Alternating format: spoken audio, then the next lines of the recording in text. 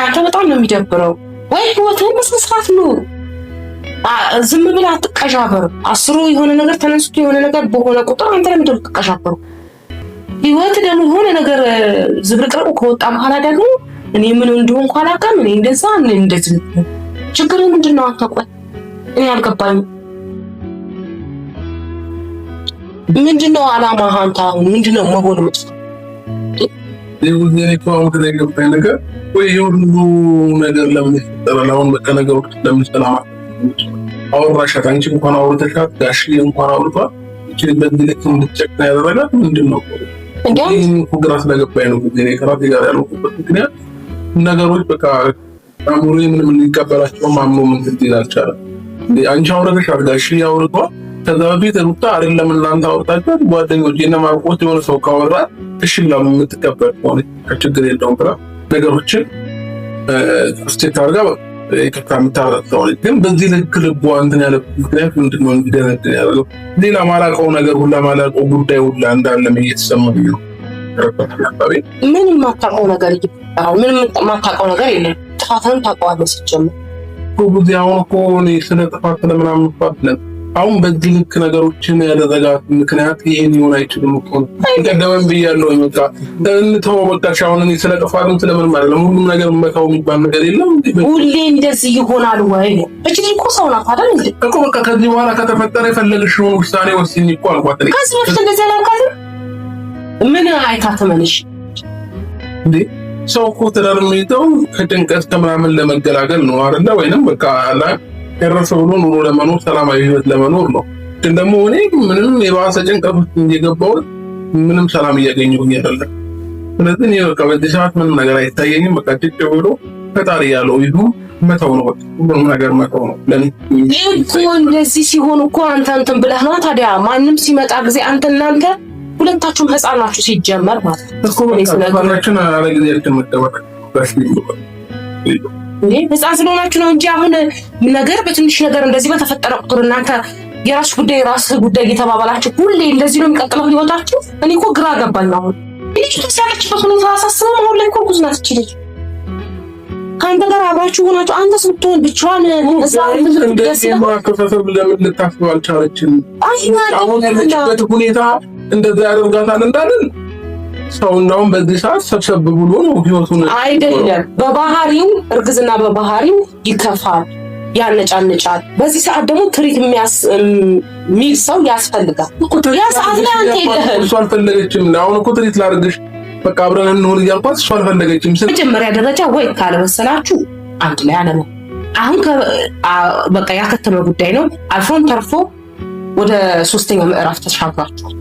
ይህ ማለት ደግሞ የባሰ ያበታተናል እንዴ? ያቀራረባል እንጂ እስቲ የሆነ እንትን ታስብ። እሷ አንተም በፊና ካስብ። ሰው ሁሉ ዙሪያችሁ ላይ እንዲህ እንዳሚላችሁ ነገር ትውት አድርጉና ልባችሁን አዳምጡ።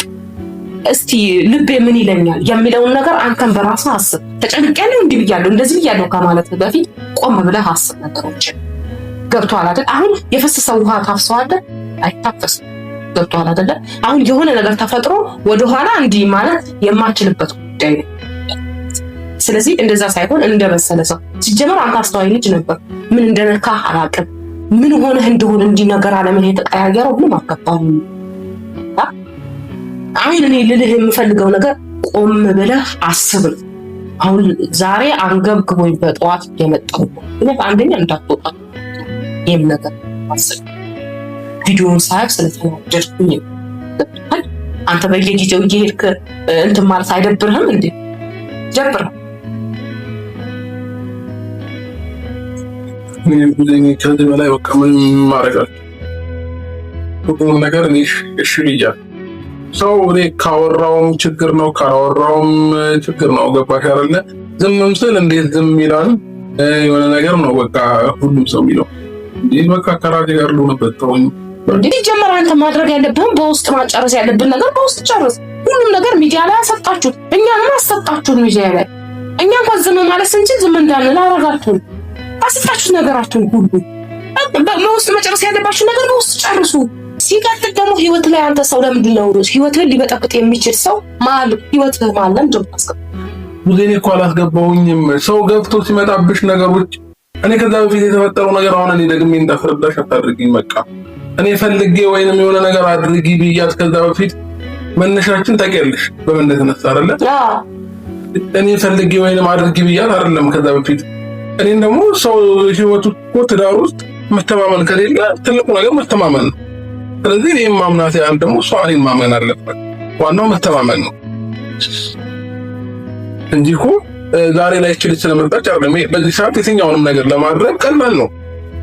ማንም ምንም ሊከለክልሽ አይችልም። ግን ደግሞ ህሊና የሚባል ነገር አለ። እኔ ህሊና ያለኝ ሰው ነኝ አይደለ? ስለዚህ ማድረግ ያለብኝንና የሌለብኝን ነገር ጠንቅቄ አውቃለሁ። ተጣልጅም አይደለም። ስለዚህ ማድረግ የሌለብኝን ነገር አላደርግም። ማድረግ ያለብኝን ነገር ደግሞ አደርጋለሁ። ቃሌ ባለትዳር ነኝ። ልክ እንደ ባለትዳር አክት ማለት ካለብኝ አደርጋለሁ። ስለዚህ እሷ ግን በዚህ ላይ ከእምነት ማጣት ደግሞ እኔ ላይ የለባትም። በቃ አለቀ። የሰው ልጅ ሲቀጥል ደግሞ ስለተከታተልሽ የሆነ ነገር ስላልሽው አይደለም። በቃ ካመንሽው መተው ነው።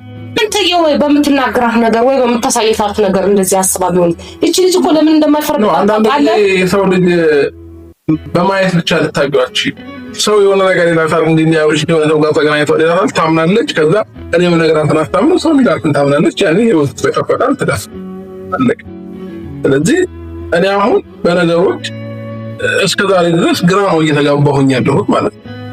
እንዴት በዚህ ልክ ሰፍቶ እዚህ ደረጃ እኔና ሩታ ተለያይተን ምናምን እንደርሳለን የሚል ምንም አእምሮዬ ላይ አንድም ገና ቢሮ አስገጀውም ምንም አላውቅም።